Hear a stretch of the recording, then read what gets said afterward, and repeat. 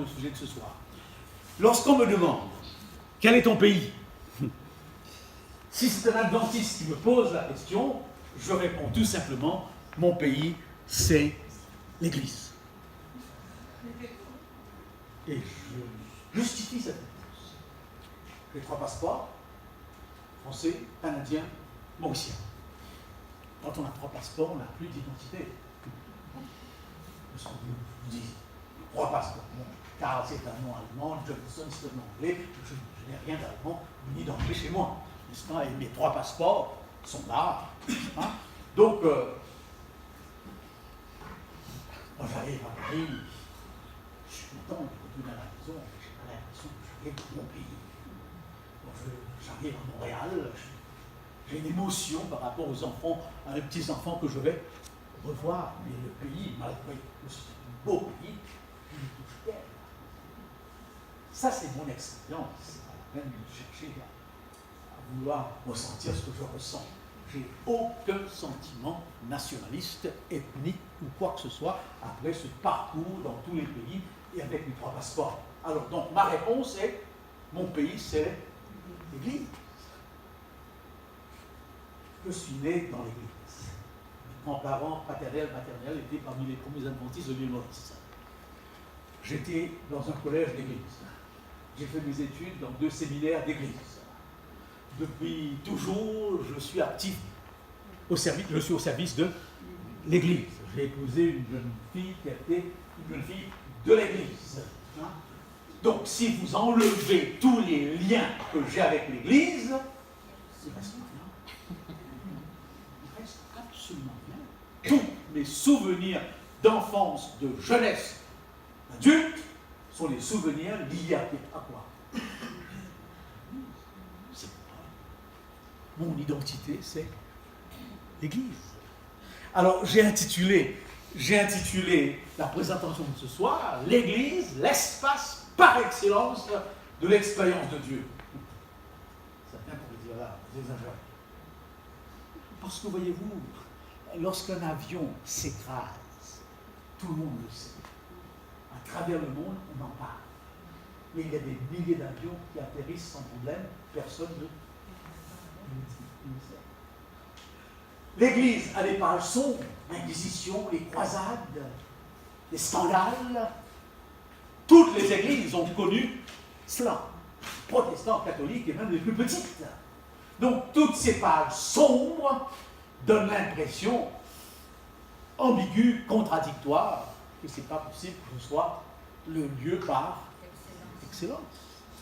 Et maintenant, parmi vous, il y a bien des gens qui ont une expérience assez négative de l'Église. Je vous dirai une chose suivante. En fonction de mon expérience, je n'ai pas rencontré beaucoup de personnes qui ont quitté l'Église à cause de la croyance. Ils ont quitté l'Église par rapport au conflit, à la difficulté relationnelle.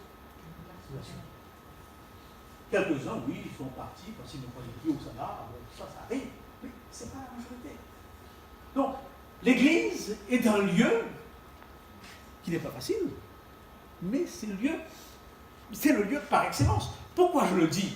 Parce que l'Église appartient à qui? Jésus. Je bâtirai mon Église. Si l'Église appartient à Jésus, comment voulez-vous que ce ne soit pas le lieu par excellence? Le texte est clair. Et il la considère comme son corps et comme son épouse. C'est pourquoi il m'arrive de dire à des gens qui ont quitté l'Église, et quand je leur pose la question, pourquoi avez-vous quitté l'Église? La réponse est très souvent indifférent avec les gens de l'Église, des choses comme ça. Et je leur pose la question, mais qu'avez-vous eu comme problème avec Jésus-Christ? Il me répond, avec Jésus, aucun problème. Personne n'a un problème avec Jésus-Christ. Problème avec les gens qui sont dans l'Église de Jésus-Christ, qui font partie du corps de Jésus-Christ. Alors, je le dis, mais je ne comprends pas. Comment arrivez-vous à dire, j'aime Jésus, je n'aime pas son corps? Dites ça à votre femme ce soir. J'aime ta tête, pas ton corps. Ces phrases sont contradictoires et sont complètement aberrantes. On ne peut pas prétendre aimer le Christ en haïssant son corps. Si vous le dites ce soir à votre femme et qu'elle vous dise dégage, elle n'aurait pas raison. Et en même temps, je dirais, suivant tout ce que j'ai lu sur le couple, que parfois le corps peut être un sujet d'incompatibilité.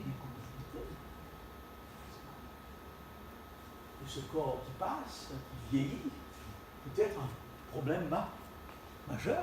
C'est pourquoi on fait tout pour le garder comment? Jeune, si possible, n'est-ce pas?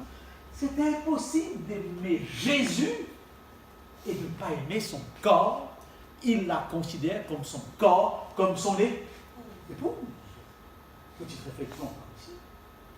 Ça, c'est une réflexion qui n'est pas très théologique. Vous savez que dans notre Église actuellement, grosse discussion sur la consécration des femmes. L'Église nous impose cette question. Et pourquoi je le dis? Si l'Église est femme, où est le problème? L'Église est épouse. Tous les hommes qui sont là sont épouses de Jésus. C'est le seul endroit où vous êtes épouse. Et je dirais même que c'est le seul endroit où tous les hommes peuvent enfanter.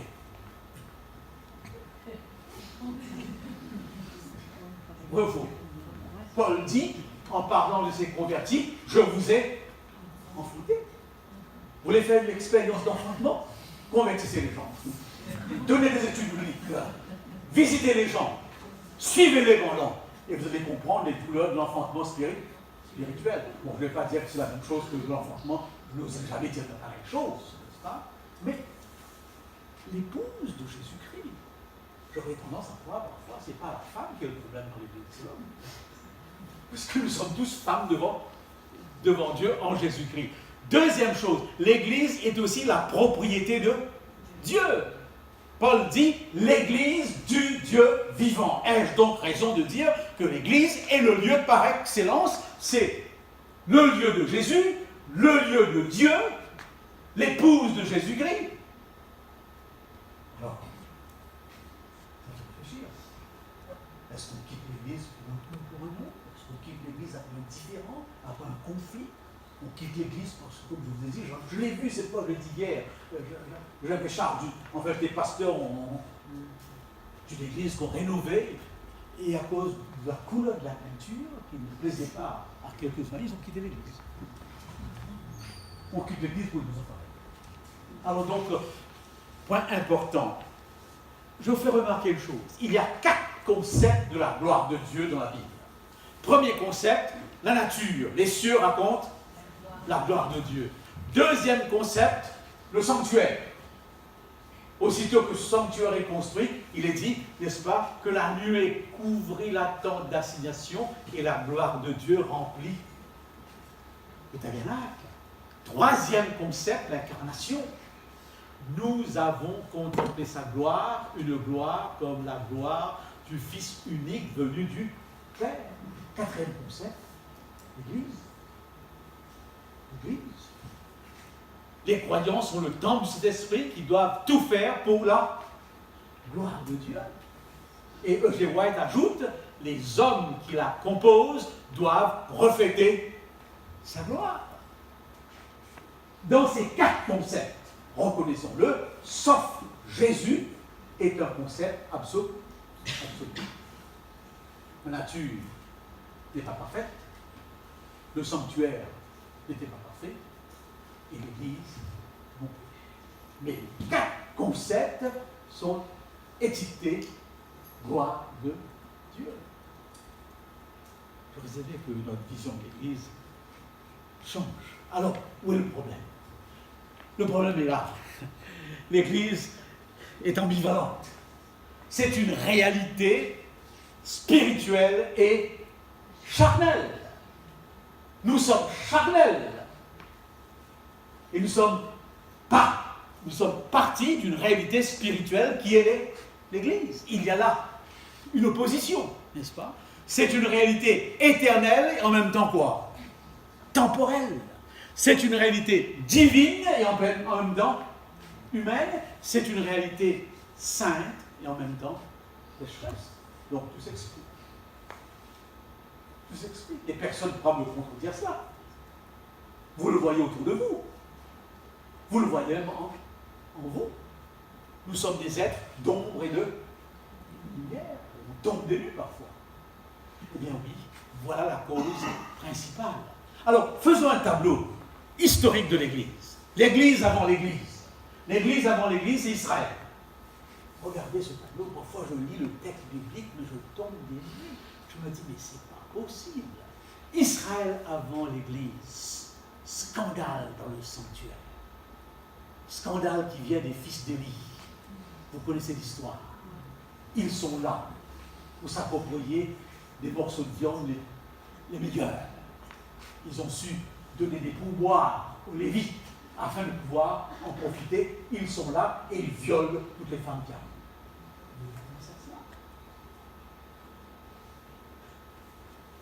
Quand vous lisez ces textes, c'est pas possible. C'était les fils de Lévi, Dieu sacrificateur. Et il y a d'autres choses qui sont passées. Sacrilège et viol, idolâtrie et prostitution sacrée. Israël a été tenté par la prostitution sacrée. Dans toutes les religions païennes, la femme, de par ses facultés de procréation, n'est-ce pas, eh bien, a très souvent été considérée comme une sorte de support pour arriver jusqu'à Dieu au travers d'une relation sexuelle. Israël a eu aussi. Je n'arrive pas à croire. Ce peuple qui a vu les merveilles de Dieu, la grandeur de Dieu, est tombé jusque-là. Vous avez un texte dans le livre d'Ézéchiel où le prophète voit le temple et tout ce qu'il voit dans le temple est quelque chose d'inimaginable. Et l'idolâtrie a toujours été la tentation par excellence d'Israël. Eh bien oui, texte d'Ésaïe, quel châtiment nouveau vous infligez quand vous multipliez vos révoltes. La tête entière est malade et tout le corps est souffrant. De la plante du pied jusqu'à la tête, rien n'est en bon état. Ce ne sont que blessures, contusions, plaies vives qui n'ont été ni pensées, ni bandées, ni adoucies par lui. La tête entière malade. Description du peuple d'Israël, de l'Église avant l'Église. Et quand je lis des choses comme ça, la question que je me pose, quelle patience! Je ne m'arrête pas sur la partie sombre du peuple, mais sur la lumière divine qui, dans cette situation, continuera parce qu'il dit « Je t'aime de l'amour éternel ». N'est-ce pas? Arrivons au Nouveau Testament. L'Église du Nouveau Testament, là c'est l'Église. C'est bien l'Église, n'est-ce pas? Eh bien oui, vous avez deux tensions, deux oppositions. Une première tension que je dirais extérieure. Persécution par des systèmes politiques contraignants. Et dans cette situation de persécution qui vient en premier lieu des Juifs et en deuxième lieu des empereurs romains, 10 ans de persécution atroce de Dioclétien jusqu'à Néron. L'Église est sous pression. Et ici, paradoxalement, l'Église grandit. Le nombre augmente. L'adversité fait progresser l'Église. C'est pour cette raison qu'un certain Polycarpe, si je ne me trompe, disait « Notre sang est une semence ». Et Constantin l'a compris. Il a trouvé la solution. Réhabiliter l'Église, arrêter les persécutions, et c'était la catastrophe ou la vérité de l'Église. Eh bien oui. Eh bien oui, et dans cette situation, l'Église doit se faire discrète, souterraine, comme en Chine, et se conduire avec sagesse. Dans ces situations, les solutions viennent de qui?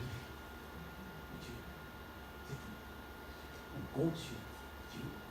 C'est tout le thème de l'Apocalypse, où l'Église est martyrisée. Une petite parenthèse ici. Je sais que dans notre eschatologie, tôt ou tard, nous serons peut-être persécutés. Avec le sabbat comme raison principale. Je ne vais pas plus de détails, mais nous parlons pas de persécution, nous vivons dans un pays de liberté d'expression. des membres qui vous parlent de persécution, ça va de débat. Actuellement, ce sont les chrétiens catholiques d'Irak et d'Égypte qui sont persécutés. C'est pas ça. Peut-être que dans certains pays arabes, où la liberté religieuse n'existe pas. Et là, je fais une deuxième réflexion qui est très importante, j'entends très souvent dans les journaux, je lis dans les journaux, oui, il y a une conversion massive de musulmans, de chrétiens à l'islam, c'est pas faux, mais attention, nous sommes dans un pays riche où cela est tout à fait possible. Allez dans les pays musulmans, vous n'avez pas le droit de vous convertir aux chrétiens. Ça change tout. Ça change tout. Ici, oui. Toutes les libertés que vous avez, tout le monde l'a. Radio, télévision, mosquée, partout. Dans les pays islamiques, vous n'avez aucun.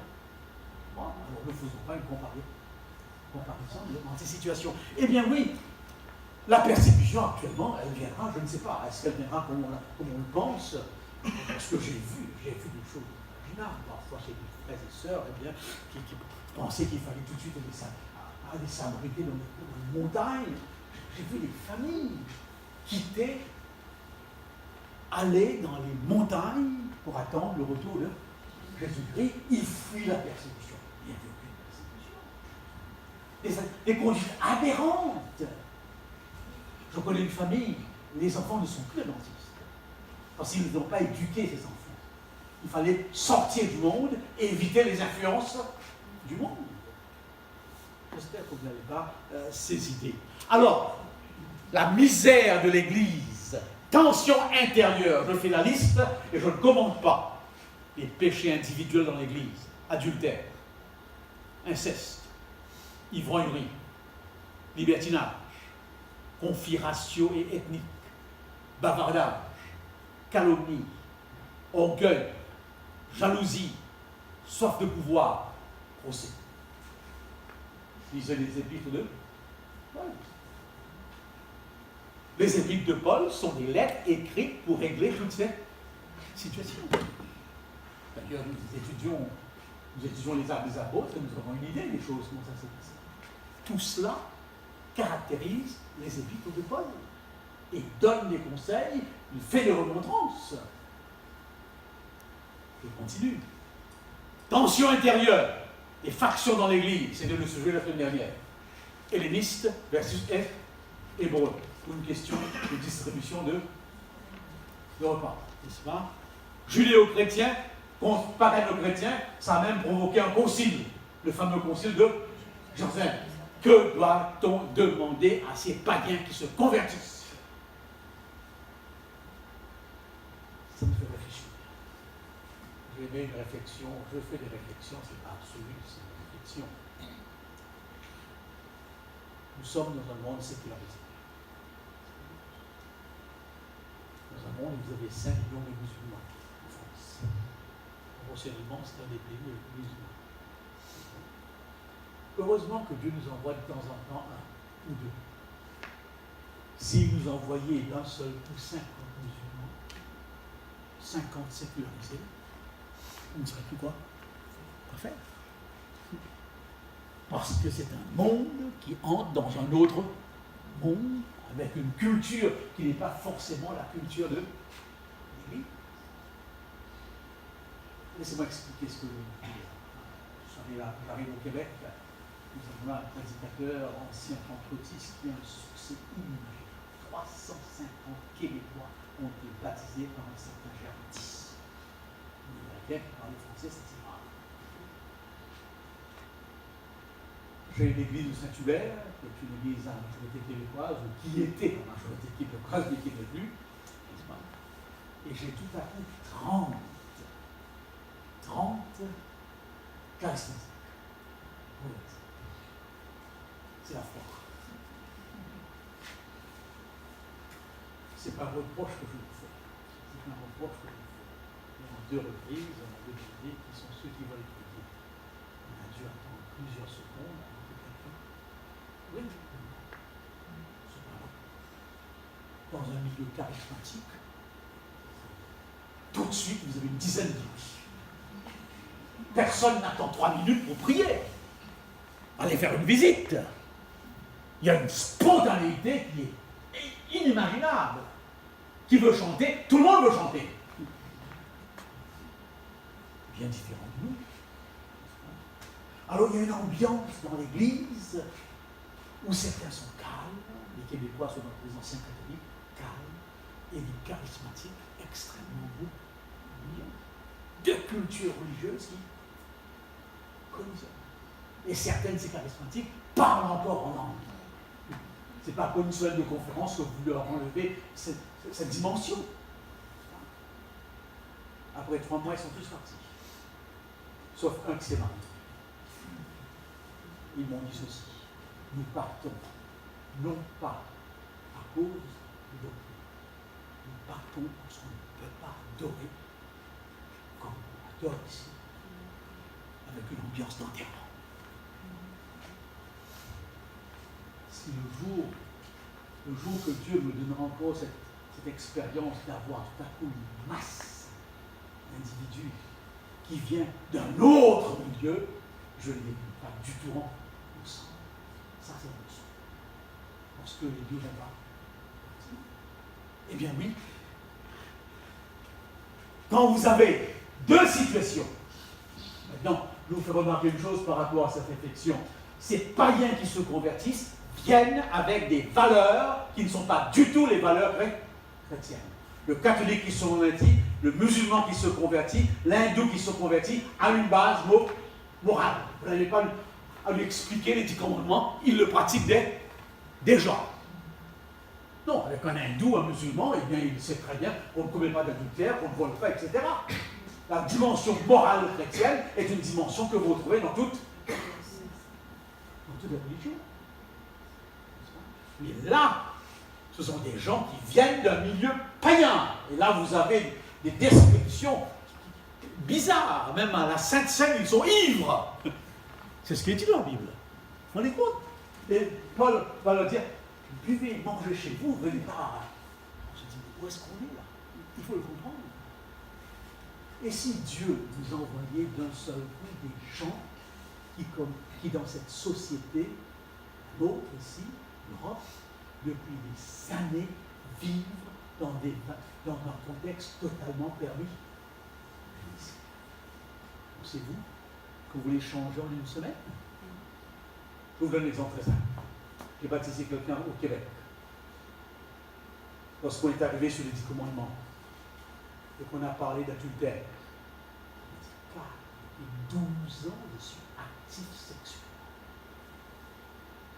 Si dans toutes les écoles on distribue les préservatifs, c'est que dans toutes les écoles, les jeunes de 10, 11, 12, 13, 14 ans sont actifs. Il ne faut pas se fermer les yeux. D'ailleurs, je peux vous le dire, vous le savez déjà, n'est-ce pas, Philippe Pénère fait un sondage parmi les jeunes adventistes d'Europe pour savoir exactement où est-ce qu'ils en sont par rapport à cette permissivité sexuelle. Je pense que les résultats risqueront de nous faire trembler. Je ne sais pas. Mais on sera devant une réalité. Il ne faut pas se fermer les yeux. Alors, ce jeune homme me dit, Carl, comment veux-tu que je change cette habitude du jour au lendemain? Il a pris son baptême. Je l'ai baptisé. On avait une relation de confiance profonde. De temps en temps, je suis tombé. Je n'ai jamais eu l'idée de le faire savoir au comité. À chaque fois, je me dis, reprends ton chemin là où tu vas. Ce n'est pas une excuse pour qui que ce soit. Comment, si Dieu nous envoyait des gens habitués à un système de vie, certains, miraculeusement, pourraient changer du jour au lendemain, mais d'autres, comme un fumeur, ne pourraient pas du jour au lendemain. Ce qui veut dire que l'Église n'est peut-être pas prête à recevoir des gens venant totalement de l'extérieur.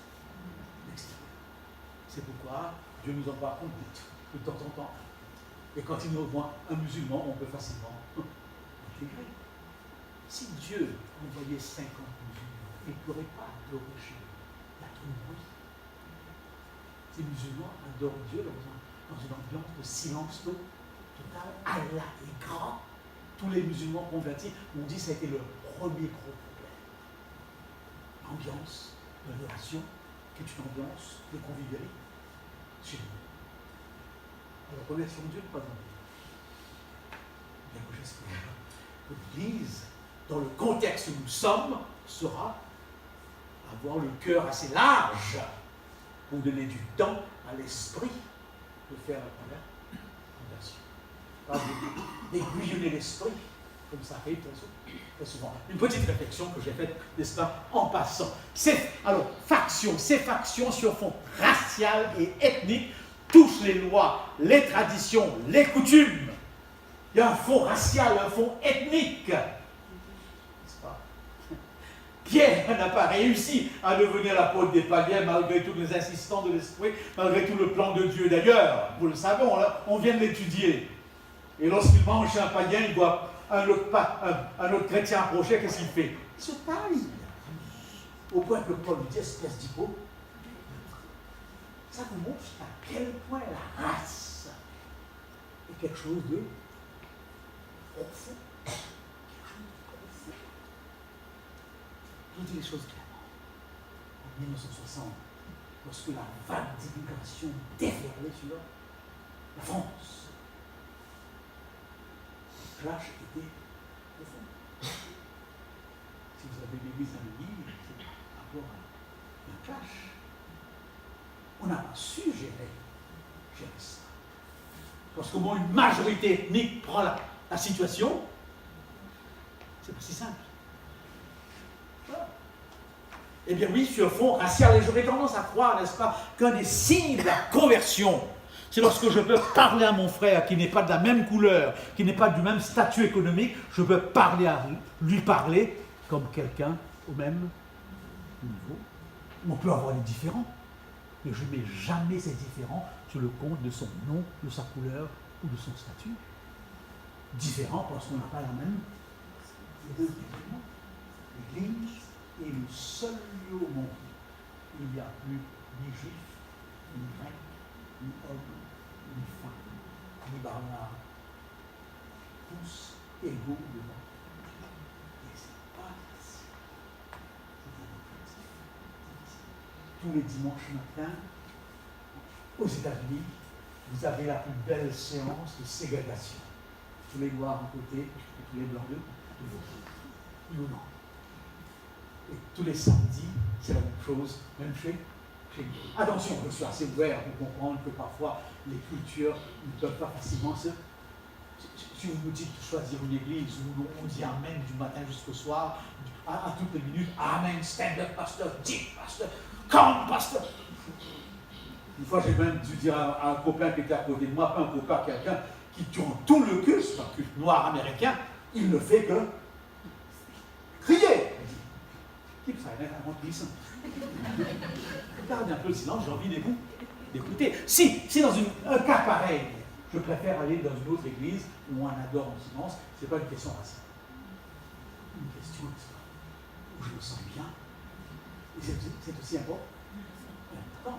Si vous allez à l'église ghanéenne de Paris, il y a toutes les chances, c'est tout ce que vous êtes. Heureusement, Dieu m'a fait voyager dans plusieurs pays pour comprendre cela. Alors, problème de jeûne, de viande sacrifiée, les partis et les clans, divergences théologiques et doctrinales, influence des courants philosophiques, nos hédonistes, épicuristes, stoïcistes, baptême des morts, résurrection, mariage, charisme, et la femme toujours est là dans tous les problèmes. Ça a toujours été comme ça. Même dans la Bible, elle est là. Qu'elle se taise, qu'elle ne parle plus. Je passe très vite, n'est-ce pas? Voilà l'Église.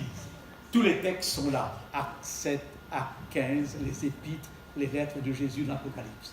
Doit-on s'étonner de cette misère de l'Église? Doit-on s'étonner? Dans un premier temps, on ne doit pas s'étonner. Parce qu'il est dit, et le dragon fut irrité contre la femme, il s'en alla faire la guerre au reste de sa postérité, à ceux qui gardent les commandements de Dieu et qui ont le témoignage. C'est la cible du dragon, le terrain de chasse. Une chasse où? Dans l'Église. c'est là son Dieu de prédilection. Il veut démontrer au monde ce que Satan avait dit à Job, il t'adore, mais c'est parce que tu es béni. Il t'adore, mais tout ça c'est une blablabla. Satan ne pouvait pas admettre que Job aimait Dieu sincèrement. Et c'est ce qu'il veut démontrer. Un Dieu de ce là. Et il y a.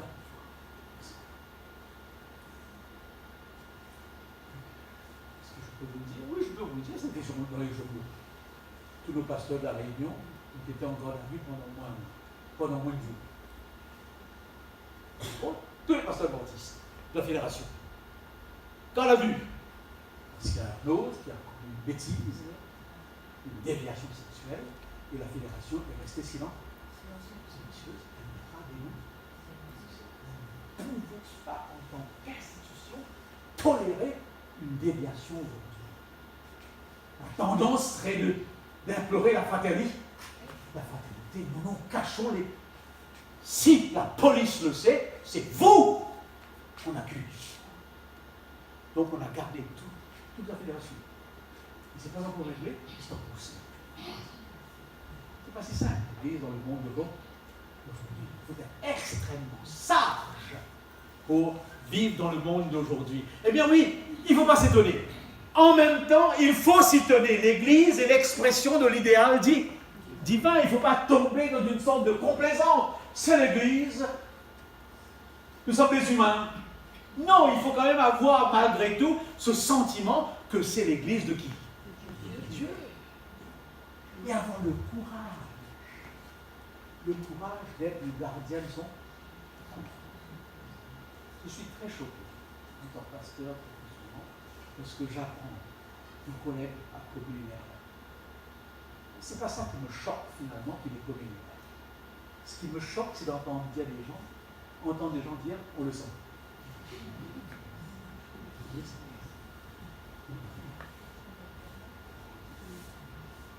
Au plus haut niveau, je l'ai vu, même des gens de comité disaient on le sait. A-t-on compris si ton frère a péché, qu'est-ce qu'il faut faire? Facile. Parce qu'on ne veut pas s'occuper des affaires des autres. Société individualiste. Et ça, c'est l'Église. Va, car son salut est en jeu. Son salut est en jeu. Eh bien oui, on devrait, si je peux m'exprimer ainsi, lorsque vous lisez, eh bien, il y a eu un acte de pédophilie. On le lit tellement que ça ne touche plus. On devrait, en lisant qu'un enfant de 2 ans, d'une année a été violenté sexuellement, c'est quelque chose qui me dépasse. On devrait éprouver au fond de soi un dégoût et même une sainte révérence. Si vous lisez cela sans rien éprouver, revoyez votre christianisme. Comment? Bien sûr, vous ne pourrez pas faire grand-chose, mais au moins ressentir quoi?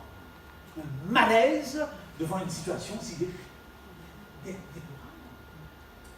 C'est pourquoi vivre chrétiennement n'est pas facile. Doit-on s'étonner en constatant la misère de l'Église? E.G. White, quelque faible et imparfaite qu'elle puisse paraître, elle est néanmoins l'unique objet sur lequel Dieu jette d'une manière particulière un suprême regard. Voilà comment Dieu voit. Vous connaissez cette émission Rive droite, Rive gauche, le Dumas, où elle fait venir parfois sur le même podium, la même plateforme, quelqu'un en opposition avec l'autre, et elle essaie de les faire dialoguer. Et j'ai écouté une émission où il y avait un criminel, et en face de lui, des parents de la personne qui l'avait tué, et la maman était là. Et à la fin, Mme Dumas regarde la mère et lui dit « Madame, votre fils vient de dire que vous êtes la seule à avoir été à la prison tous les jours. Les frères ont abandonné, les amis ont abandonné, tout le monde a abandonné, sauf la maman. Madame, expliquez-nous, comment se fait-il que vous êtes allés tous les jours? Est-ce que vous êtes d'accord que votre fils est un criminel? Oui. Est-ce que vous êtes d'accord qu'il paye les conséquences de sa faute et que c'est mérité? Oui. Et alors, comment? La femme n'a pas regardez Madame Dumont en disant, après tout, c'est bon. Quand vous êtes tenté à salir l'Église, et c'est une tentation qui est très souvent, et on aurait des raisons pour le faire. N'oubliez pas cette petite phrase, après tout, c'est l'Église de Dieu. Et Dieu nous dit, après tout, c'est nous. Soyez un peu plus respectueux. Eh bien oui, ce que Dieu avait à l'esprit en créant l'Église, un texte qui me bouleverse parfois, c'est pourquoi les dominations, les autorités, les lieux célestes connaissent aujourd'hui par l'Église la sagesse infiniment variée de Dieu. Dès le commencement, Dieu a formé le dessein de révéler par elle sa puissance et sa plénitude. Parfois, je me dis, Seigneur, tu t'es trompé. Qu'est-ce que ce texte veut dire? Ce texte veut dire, quel est le verbe? C'est Alain Juppé. Essayez de vous imaginer que M. Juppé vienne ici et que le pasteur lui dise, Inès ou François, M. Juppé, laissez-moi vous dire quelque chose.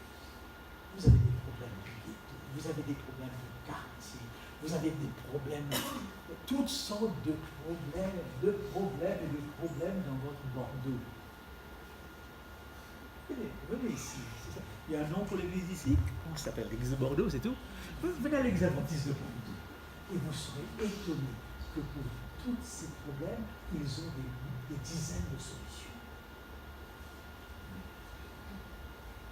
Vous ne savez pas quoi faire? Venez là. Posez la question au pasteur. Il vous expliquera tout ce qu'elle fait ici pour résoudre les mêmes problèmes que vous avez là-bas. C'est ce que ce texte veut dire. N'est-ce pas? Que les puissances dans l'Église céleste et les puissances dans le monde connaissent par l'Église la sagesse infiniment variée de Dieu. L'Église, l'endroit où ce médicament appelé grâce, salut, fonctionne. Madame White qui dit, elle est le théâtre de sa grâce, l'endroit où il se plaît à révéler sa puissance qui transforme les cœurs. Il y a une œuvre de grâce qui a lieu dans ce lieu. Et lorsqu'un arbre tombe, on entend. Mais un arbre qui pousse, on entend. Il faut croire que la grâce est opérante dans ce lieu. C'est ce qu'il dit, n'est-ce pas? Eh bien oui. L'Église, la solution au problème du péché. Qu'est-ce que c'est que le péché? C'est la rupture, la cassure relationnelle. L'Église devient la réplique, la réponse à cette cassure. Un endroit où les relations sont établies. On vit une sorte de retrouvaille des relations. Alors, vrai ou faux? J'aime votre Église. Je ne la connais pas beaucoup. Mais je me rends compte qu'à la fin du service, on n'est pas pressé à partir. Lorsqu'à la fin du service, tout le monde s'en va, c'est mauvais signe. Mais vous restez, vous parlez, vous discutez longtemps. Et même Inès reste longtemps à parler. Et là, je suis assis, j'attends pendant 1 heure. Mais je suis pasteur, je le comprends. Mais ça, c'est un bon signe. Comme quoi, la relation humaine compte, pas seulement la présidente. Eh bien oui. La création d'une communauté de relations qui transcende la classe, la race, qui fait de l'homme un homme nouveau selon l'image du ciel, de Dieu. C'est un avant-goût du ciel, l'Église. N'est-ce pas? Une petite histoire avant de raconter ici le problème de l'unité. J'avais un frère à Moudjatou, j'étais jeune pasteur à Moudjatou, il y a une des familles malgaches dans la salle, et un jour il m'a dit ceci. Moi, j'ai aucun problème avec personne. C'est formidable. Quelle est votre solution, frère? Comment se fait-il que vous n'avez aucun problème avec personne? Il m'a dit, c'est facile. J'arrive tous les samedis avant tout le monde. Et aussitôt que le pasteur a dit amen, je m'en vais. Est-ce que c'est ça l'Église? Les gens voient des gens qui, aussitôt qu'on a dit amen, disparaissent. C'est de l'impression qu'ils n'ont pas envie de croire. Mais ils viennent dans l'Église. Eh bien oui. Bon, très intéressant, mais je ne m'attarderai pas. L'entrée à l'église, c'est l'entrée dans un corps. Il n'y a pas de baptême possible, viable, vrai, sans ce corps qui est appelé l'église. C'est pourquoi lorsqu'on m'a demandé plusieurs fois, les gens m'ont dit baptisez-moi, mais je ne peux pas être membre de l'église. J'ai toujours refusé. Je connais des collègues qui le font. Et moi, c'est pas. On est baptisé pour former partie des voies. Madame White dit la connexion avec le Christ implique la connexion avec son Église. Le Christ et son Église sont inséparables. L'Église sur terre serait en effet un symbole de l'Église au ciel si les membres étaient d'un même esprit et d'une même foi. Alors, formidable, soyons assurés, l'Église va triompher. L'accès de l'Église qui porte tous ces jours des morts. Je termine avec une histoire, un clip, un poème. Avec un poème. J'aime la poésie et ce poème m'a toujours impressionné, mais je paraphrase. Ce poème dit ceci. Bob, c'est un vieux raft, un vieux bateau. Il a 2 niveaux. Bob, ce bateau, parfois on a l'impression qu'il va disparaître. Les vagues traversent le quai Bob. Et il y a sur ce bateau une odeur d'huile. On a de la nausée, on a parfois l'envie de vomir. Mais Bob, n'oublie pas, ce bateau va arriver à bon port, avec toi ou sans. Et si vous cherchez l'Église parfaite et que vous la trouvez, je vous en prie, ne restez pas. Ne restez pas. Après votre passage, l'Église ne plus être parfaite. Beaucoup de gens cherchent l'Église parfaite. Eh bien oui, elle va triompher. Et pour moi, la plus belle image que j'ai de l'Église, c'est le poème. Elle se trouve dans cette histoire. Ils sont là, 10 athlètes prêts à bondir. J'aime bien les Jeux Olympiques, j'aime bien ces disciplines de course. Et voilà que tout à coup, c'est le signal qui est donné. Et les 10 athlètes foncent. On entend un bruit infernal dans les gradins. C'est magnifique, c'est important, n'est-ce pas? Tout à coup, 900 regardent derrière, il y en a qui. Et bizarrement, quelque chose se passe qu'on n'a jamais vu. D'une manière générale, dans ce genre de compétition, on est content qu'on le donne. Parce que ça nous assure d'arriver en premier. On fait semblant qu'on est malheureux. Mais dans le fond de son cœur, on mieux que moi. Hein? Bref, eh bien, quelqu'un retourne, les 9 se retournent, courent vers cet homme, il enlève sa poussière sur le visage, sur le corps, le prennent par les reins, et ensemble, ils arrivent au but. La foule applaudit. Quelque chose qu'on n'avait jamais vu. Et le lendemain, dans le journal de Philadelphie, il y avait cette phrase. Les handicapés mentaux, c'est un peu préparé, les handicapés mentaux donnent une leçon de solidarité.